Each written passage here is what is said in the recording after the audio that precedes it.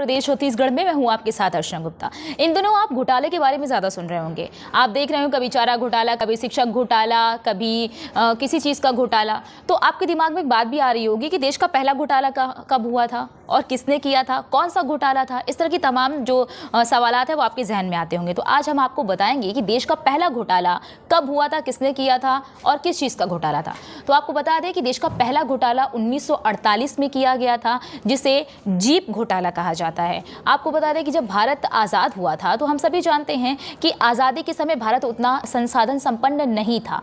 संसाधन संपन्न ना होने के कारण हम दूसरे देशों के आयात पर ज़्यादा निर्भर हुआ करते थे, क्योंकि ना हमारे पास तकनीक थी और ना ही हमारे पास संसाधन उपलब्ध थे जिसका हम दोहन कर सकते थे। उसी बीच आप ये भी जानते होंगे कि भारत के लिए सबसे बड़ी जो समस्या थी वो युद्ध था, क्योंकि जैसे ही भारत आज़ाद हुआ वैसे ही पाकिस्तान के साथ उसका युद्ध हुआ, चीन के साथ उसका युद्ध हुआ। तो उससे सबसे पहले जब पाकिस्तान से निपटने के लिए उस समय के जो तत्कालीन प्रधानमंत्री थे जवाहरलाल नेहरू, उन्होंने ब्रिटेन की एक कंपनी को 200 ऐसी जीप का ऑर्डर दिया था जो युद्ध में काम आए। उस समय ब्रिटेन में जो उच्चायुक्त थे भारत के, वो वीके मेनन थे। आपको बता दें कि वीके मेनन इस पूरे सौदे को देख रहे थे। जब 1949 में भारत को 200 जीप का जो ऑर्डर दिया गया था और भारत को जो जीप दी गई थी वो केवल और केवल 155 जो जीपें थी वो उम्मीदों पर खरा उतर पाया था। बाकी जो और जीपें थी वो अपेक्षाकृत सही नहीं था, यानी कि उनकी तकनीक में कुछ गड़बड़ था और जो जिस हिसाब से हमने ही जीप का ऑर्डर दिया था वो उन पर खड़ा नहीं उतर पाया,